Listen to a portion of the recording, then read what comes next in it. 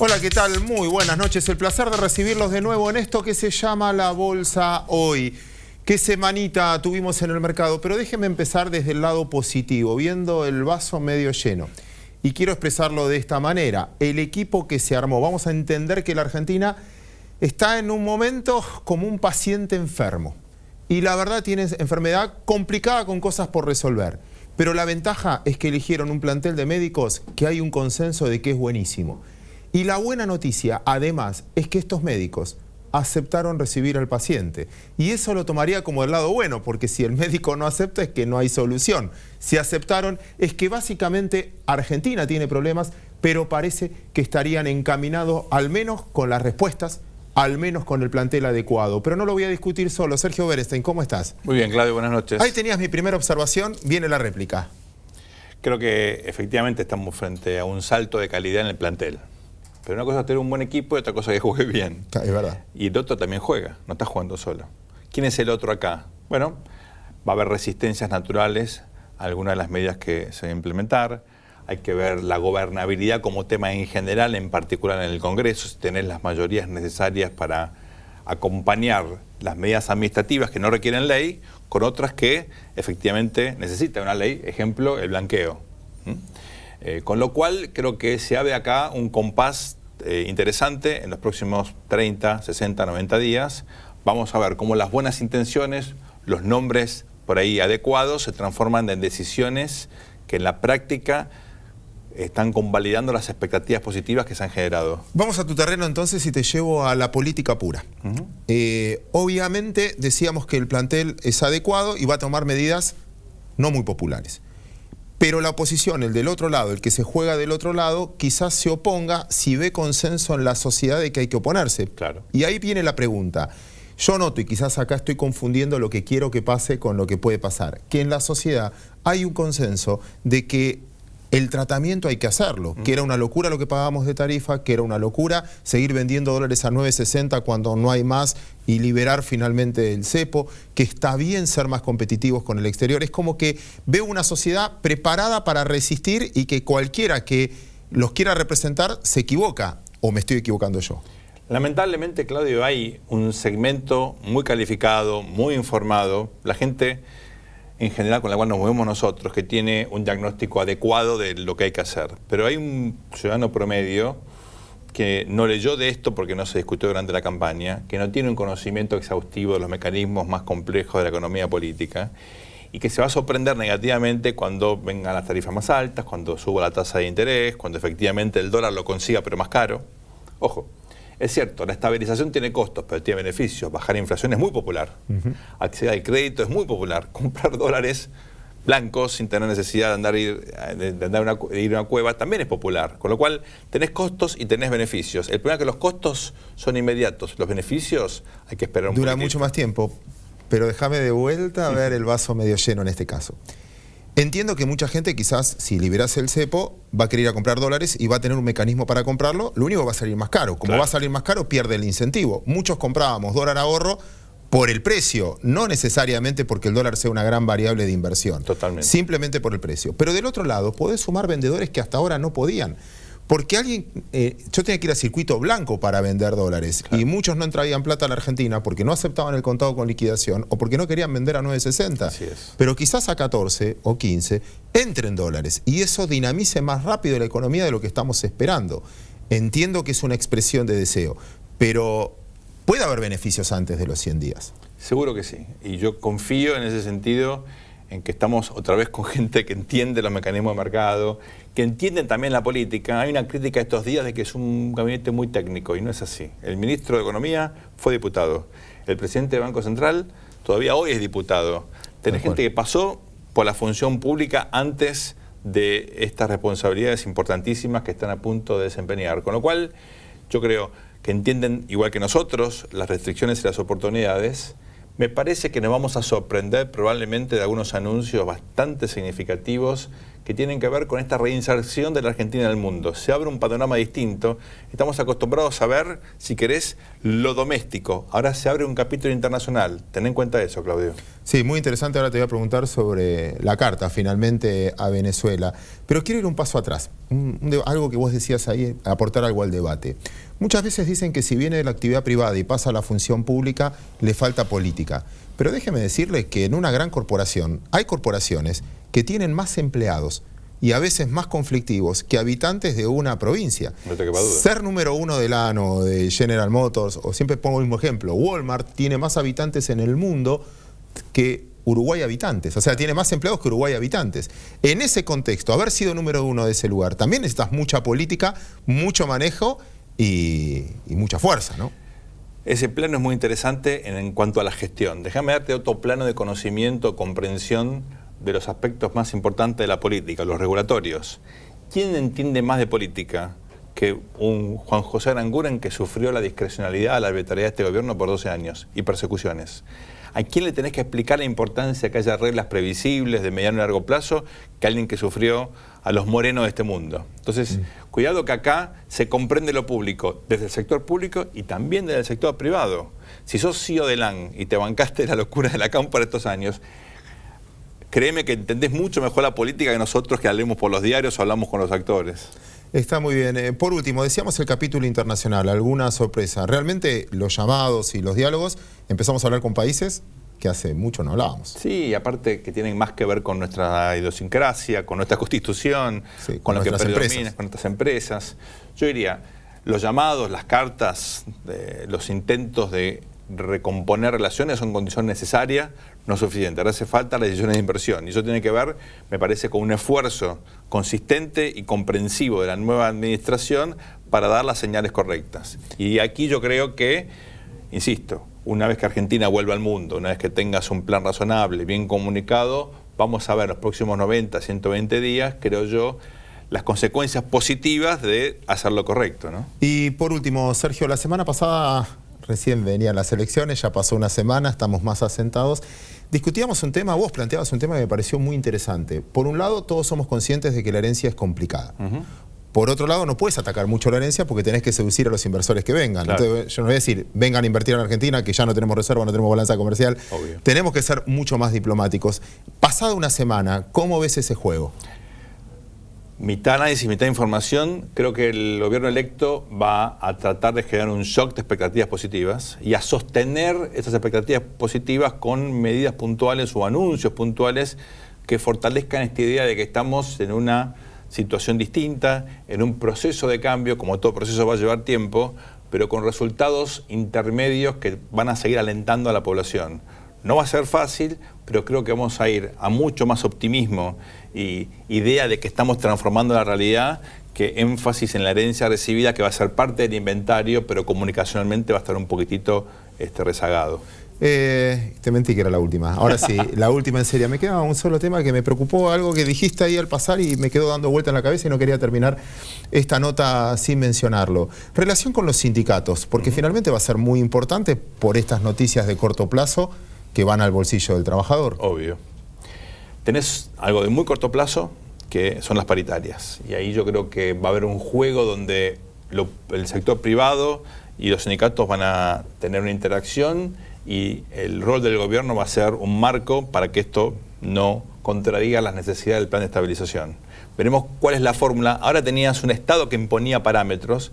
Acá yo creo que vas a ir a una situación más normal, donde hay arbitrajes, hay mediaciones, pero vos no fijás pauta de forma tan tajante, ¿no?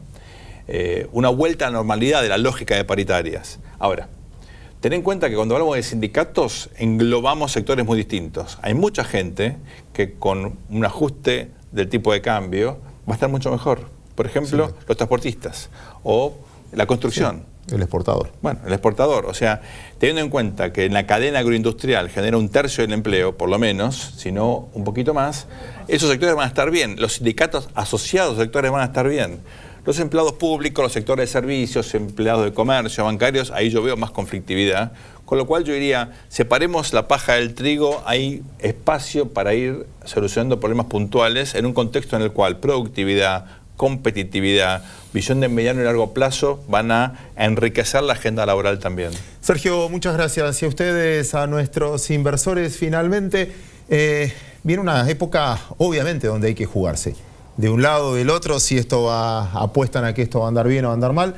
Vamos a ayudarlos con un debate, como hacemos habitualmente en el Comprovendo, conducido por Santiago Roca. Hoy una mesa muy interesante para debatir esto que hablábamos macro, cómo puede influenciar en la micro y finalmente en nuestras inversiones. Todo esto después de la pausa.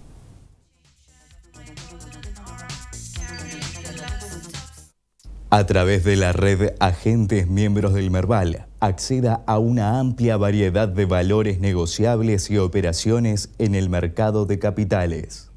Caja de Valores Sociedad Anónima, Central Depositaria Argentina, integrante del Sistema Bursátil Argentino al servicio del mercado de capitales, brindando confiabilidad, seguridad, privacidad y eficiencia en el registro, administración y custodia de valores negociables.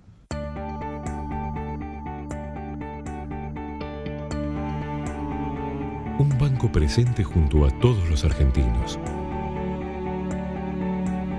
Banco Nación.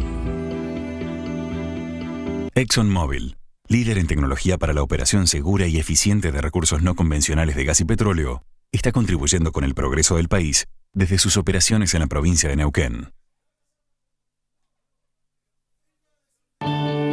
¿Qué harías con más tiempo?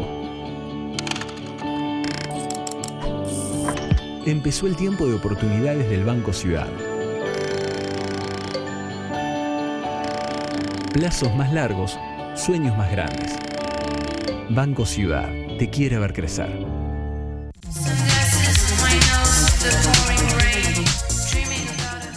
Bien, volvimos y bueno, muy bueno estuvo Claudio y Sergio en la introducción. Bueno, ahora nosotros vamos a hacer el Comprovendo. Un Comprovendo que tiene que ver algo internacional, porque este mes de diciembre está la tasa en los Estados Unidos y esto puede modificar mucho el escenario de los mercados. Y también vamos a hablar de lo que proyecta el nuevo gobierno, el blanqueo, que vienen inversiones, que todo esto podrá tener un escenario realmente increíble en el cambio. Increíble en el cambio porque la confianza es lo que tendremos en el próximo 2016 con Mauricio Macri.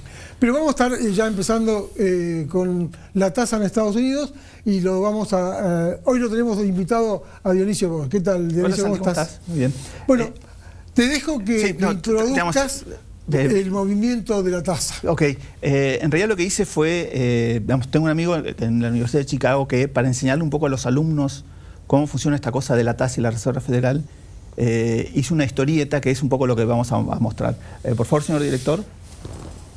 Lo que tenés es, mi amigo está casado con una mujer muy chiquitita y tiene un perro grande. La mujer se llama Sally, y el perro se llama Lucy. Mirando cómo paseaban su mujer con el perro, él se puso a pensar en... Señor director, lo que sigue, por favor. Sobre la habilidad de la Reserva Federal para mover la tasa de interés, la mujer pregunta a la FED. Claro, no, la mujer ¿Tasa es de interés? Exacto. Lo que sigue, señor director. Obviamente que la FED no es todopoderosa. La FED es Sally, la mujer. La FED no puede poner la tasa en un 10% y pretender que quede siempre en ese lugar. De la misma manera que si vos tenés un perro y lo querés sacar a pasear, vos no vas a poder hacer que ese perro salga a pasear. ¿Lo que sigue? ¿Y quién está a cargo? Sally saca a Lucy a pasear o Lucy saca a Sally. Dice, una manera de verlo es ver quién mueve a quién cuando toman caminos distintos. Analice los hechos cuando la tasa de los fondos a que los bancos se prestan dinero entre sí se aleja del objetivo de tasa anunciada por la FED. La FED de los fondos mutuales se mueven hacia el objetivo de la tasa. Es decir, normalmente, digamos, cuando se aleja la tasa del mercado, tiende a ir hacia lo que es la tasa que fija la Reserva Federal, digamos, lo que son las tasas de corto. Esto es razonable, porque la Fed controla justamente la tasa a la cual los bancos se prestan dinero entre sí. Pero hay otras tasas y hay otros eventos que se ajustan mucho más lentamente a lo que sería la tasa real, a la tasa que fija la Reserva Federal, de lo que diría la teoría. ¿Lo que sigue? Raramente la Fed se mueve para adaptarse a los cambios de tasa de la economía, pero cuando Asia se mueve, un montón. Esto es evidente que la Fed podría solo pretender estar a cargo. Es decir, de la misma manera que si vos estás paseando un perro y el perro ve un gato y el perro se va corriendo atrás del gato, vos vas a ir corriendo atrás del perro. Bueno, acá a la Fed le pasa más o menos lo mismo cada tanto. Es decir, cuando alguna de las tasas salen disparadas, la Fed es la que se tiene que ajustar al valor de la tasa. ¿Lo que sigue? El próximo. Por mi investigación, el 83% de los movimientos del objetivo de tasa Fed sigue a otra tasa de interés de corto plazo. Muchísima fuerza afectan las tasas de interés y la Fed es solo una pequeña parte de ella. Es decir, tenemos aquí Lucy, vamos. Tenemos un montón de tasas de corto plazo. Es decir, tenemos la tasa de la Reserva Federal, tenemos la tasa en la cual los bancos le prestan, digamos, el overnight, tenemos la tasa de tarjetas de crédito, tenemos el overnight del LIBOR. La Reserva Federal en realidad mueve una sola de esas tasas y ajusta nada más que la tasa interbancaria. Entonces, aunque a la gente no le guste el punto que queremos acá es, muchachos, que piensen un poco en este tema. Es decir, ¿hasta qué punto la Reserva modifica o no modifica? Director. Ahora, recordar que no solo una tasa que la Fed dice controlar, sino todas las tasas en la economía. Ok, señor director, ¿el que sigue? Acá, esto es para que se acuerden un poco lo que pasó. Y acá tenemos este gráfico. Sí, ¿no? por eso, año 2004, el conundrum. ¿Se acuerdan esto o no? Sí. Es decir, en este momento fue Alan Greenspan que empezó a subir la tasa. Empezó a subir la tasa de Fed Funds, que es la raya blanca de abajo, ¿sí? Tenemos la tasa de 10 años, que es la azul, y la tasa a 5 años, que es la amarilla. La Reserva Federal subió 4,5 puntos la tasa en ese momento. ¿Y qué pasó con la tasa de 10 años? Bajó. La realidad es que la tasa de 10 años bajó. La otra tasa subió. ¿Lo que sigue, señor director? Bueno, este fenómeno también lo hemos tenido. Tenemos una cosa que por ahí incluso está mucho más grave que esto. ¿Esta es la tasa invertida? Exacto. Durante los 80s pasó varias veces que la Reserva Federal entró a subir la tasa de largo bajó, la tasa de corto subió, y lo que tuvimos son tasas invertidas. Digamos, creo que hemos visto varios fenómenos de este tenor. ¿Lo que sigue? Normalmente la Reserva Federal es la institución del mundo que tiene mayor cantidad de gente con doctorados y maestrías en economía. Una vez cada 4 meses ellos hacen proyecciones de la variación del Producto Bruto, la variación del empleo, la variación de inflación para los próximos, para el próximo año y para los próximos 2, 3 y 4 años adelante, ¿sí? Normalmente la Reserva Federal en el 70% de los casos tiende a sobreestimar el crecimiento del Producto Bruto. Normalmente en más del 50% tiende a sobreestimar lo que es la tasa de desempleo y normalmente tiende a subestimar lo que va a ser la inflación. De las proyecciones que hace la Reserva Federal para adelante, nada más que menos del 20% de las veces aciertan en qué es lo que va a pasar. ¿Lo que sigue? Un dato que empezaron a proyectar a partir del año 2012 fue cuánto iba a estar la tasa de fondos federales en el mercado. En el año 2012, cuando hicieron la primera proyección, 16% de los integrantes de la Reserva Federal calculaba que la tasa iba a estar para el año que viene entre el 4 y el 5%. En este momento, según la última proyección, nada más que uno de los 17 integrantes calcula que la tasa puede llegar a estar entre el 4 y el 5%. Es decir, el punto es que la Reserva Federal y los bancos centrales se equivocan y se equivocan mucho. Es decir, todos pensamos que van a subir la tasa. Lo que nadie puede llegar a decir es qué es lo que va a pasar con las tasas de mercado. Ver, y eso es lo que tiene que responder. ¿Qué pensás de lo que acabas de ver? Mirá, ¿Qué interpretación lo le das a relevante lo que dice es Dionisio? una tasa que tiene mucha incidencia en el corto plazo, pero en definitiva, todos los días los agentes económicos están diciendo a dónde piensan que van a ir las tasas de interés. Que en definitiva es dónde está el bono de 2 años, el T-bill de 3 meses, de 6, de 10, de 5. Y como sucedió en el 2004 o como sucede hoy, porque si bien hoy, por ejemplo, la tasa a 2 años se fue al 1%, la realidad indica que la tasa a 30 apenas se subió 30 puntos básicos. Es decir, lo que el mercado le está diciendo es, esto es una normalización dentro de un mundo que no hay inflación y no hay mucho crecimiento. Entonces, no vamos a ver una Reserva Federal loca subiendo las tasas como por ahí lo pensaban en algún momento, o incluso hoy, porque cuando vislumbran... ¿Tienes algo que agregar? No, básicamente que a diferencia de otras oportunidades, en este caso va a contramano de lo que está pasando en otras áreas del mundo. De hecho, esta semana se está reuniendo, creo que es el jueves, el presidente del Banco Central Europeo, a ver si se dan nuevos estímulos en otra parte del globo. Con lo cual está casi segura, porque pareciera que se alinean los planetas.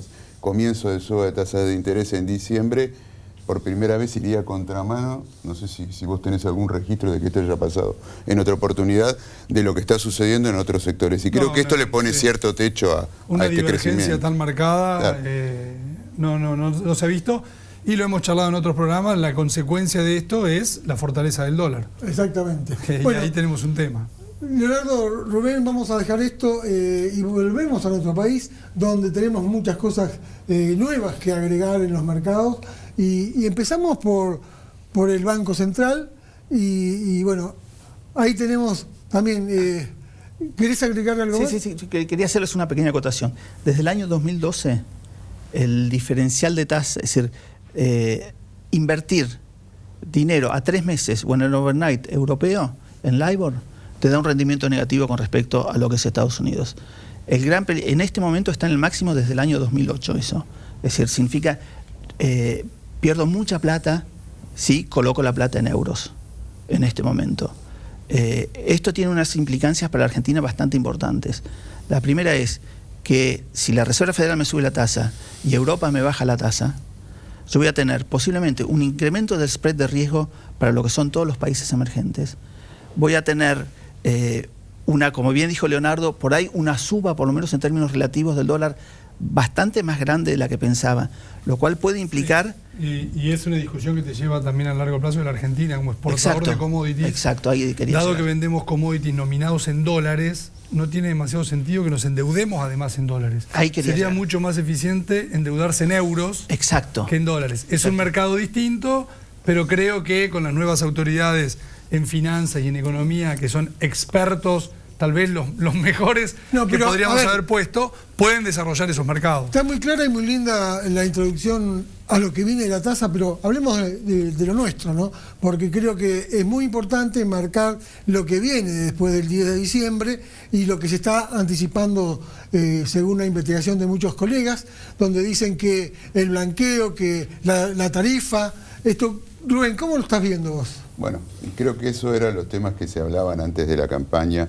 antes de las elecciones, y creo que bueno que ahora lo estemos hablando con respecto al equipo electo, estaremos hablando de lo mismo si hubiera ganado Scioli.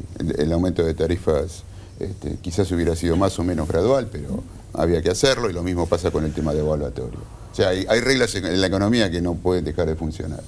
Lo que yo estoy viendo, y para llevarlo concretamente al mundo accionario, lo que estamos viendo, hasta ahora hubo grandes apuestas, básicamente en el sector bancario y en el sector empresas de servicios.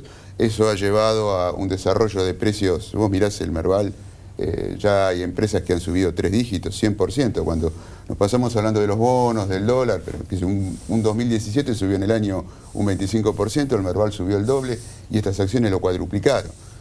Con lo cual hubo ciertas anticipaciones. Lo que creo es que cambia el paradigma. Es decir, estuvo muy bueno la editorial, es bueno un poco razonar en función de lo que contaban Claudio y Sergio Berenstein. Yo me parece que los grandes ganadores hacia adelante no van a ser los mismos. Claramente el tema de cambio del contexto internacional es una cosa que nos juega en contra por lo que decía Leo del tema commodities. Pero me parece, pensá el tema de los bancos, por ejemplo. Creo que los pilares del Merval hoy están bajo fuego, si lo tuviera que titular. ¿Por qué? Porque creo que los bancos, si bien van a seguir ganando dinero, la cosa ya no está tan clara para adelante. Entre otras cosas porque, primero, que tiene la mayoría de su patrimonio en pesos, no son exportadores, y encima estas medidas que están judicializando de que los obligan a desprenderse. Pero lo importante va a ser cuál va a ser el tipo de cambio, por lo que estás hablando. Pero bueno, obviamente un tipo de cambio más alto, va a hacer que los balances medidos en dólares de los bancos den utilidades menores. No sabemos lo que va a pasar hacia adelante, si la mejora del nivel de actividad económica puede hacer crecer esto, pero eso en la práctica va a hacer que las acciones bancarias luzcan medidas en moneda dura un poco más caras. En cambio, para un exportador es totalmente al revés. Los precios le van a mejorar y los costos medidos en dólares van a disminuir. Por lo tanto, las ecuaciones van a variar sustancialmente. Leonardo, ¿cómo vos ves si hay un dólar comercial y un dólar por corto plazo, por 90 días, para que justamente no haya una distorsión? No lo veo. ¿No lo ves? Parece que es una locura. O sea que el tema del ROFEC va a ser entonces una deuda muy grande que deja la herencia. El tema del ROFEX habrá que ir viendo a qué precios se terminan cerrando esos contratos. Se puede dar la singularidad de que haya un dólar spot, un dólar de 15 y el ROFEX enero esté operando a 13. Recordemos que ahora van a estar todos del mismo lado, vendiendo, cerrando posiciones, y hay uno solo que va a estar en el otro win. Con lo cual hay una cuestión técnica que es parecida a lo que pasó esta semana. Pero ¿cómo puede ser que la bolsa bajó la semana en la cual se dio el resultado que todos esperaban? Es comprar con el rumor, vender con la noticia, hay papeles que ya están caros, como bien decía Rubén, son flujos especulativos que entraron y ahora es otro flujo que ese flujo especulativo prefiere salir y hay otro inversor que es el que está mirando, como bien acota Rubén, está mirando 2, 3, 5 años vista, entonces no está apurado por tirarse a la pileta pasado mañana. Creo que hay que ampliar el radar. Yo, por ejemplo, estoy mirando las acciones de la Argentina. ¿Qué son las acciones de la Argentina? Los cupones del PBI. Es decir, los cupones del PBI... Estás anticipando mucho, el 2017 está lejos. Y recién van a pagar en el 2018. Ahora, cuando uno hace una cuenta de cuánto podría cobrar en un escenario de una Argentina captando inversiones, otra vez insertada en el mundo y demás, yo compro acciones de la Argentina y tal vez la acción de la Argentina más interesante que hay es el cupón del PBI, entonces vuelve a la mesa como para ser analizado. ¿Y por qué no los que tienen ser? Por ejemplo, la inflación de diciembre va a ser muy alta y la herencia para el primer trimestre también. Sí, ahí hay un tiempo de cuánto tiempo lleva a normalizar el INDEC. Si lleva 6 meses normalizar el INDEC y esos son los 6 meses de inflación más alta, no está demasiado atractivo que digamos. Bueno, los bonos que ajustan por ser siguen siendo una buena alternativa y además agreguémosle, además de los ajustes que van a provocar una inflación inicial, creo que de corto plazo, o al menos los primeros meses, a eso me refiero. También está la normalización del INDEC, que esto también hace que se puedan recoger a través de un título el impacto de la inflación. Y lo que va a venir hacia adelante va a haber también seguramente muy buenos instrumentos con el tema tasa de interés, porque indudablemente eso va a ser algo que seguramente le va a ganar después de este ajuste inicial a la evolución del tipo de cambio. Realmente... Vuelvo un poco a lo que decía Leo, el tema del euro, que me parece que es fundamental para lo que pasa, Santi. Argentina va a terminar financiándose en euros, los bancos que tienen acceso a euros se van a financiar en tasas negativas, con lo cual te cambia todo el panorama. No hay más tiempo, nos fuimos. A través de la red Agentes Miembros del Merval, acceda a una amplia variedad de valores negociables y operaciones en el mercado de capitales. Caja de Valores Sociedad Anónima. Central Depositaria Argentina, integrante del sistema bursátil argentino al servicio del mercado de capitales, brindando confiabilidad, seguridad, privacidad y eficiencia en el registro, administración y custodia de valores negociables.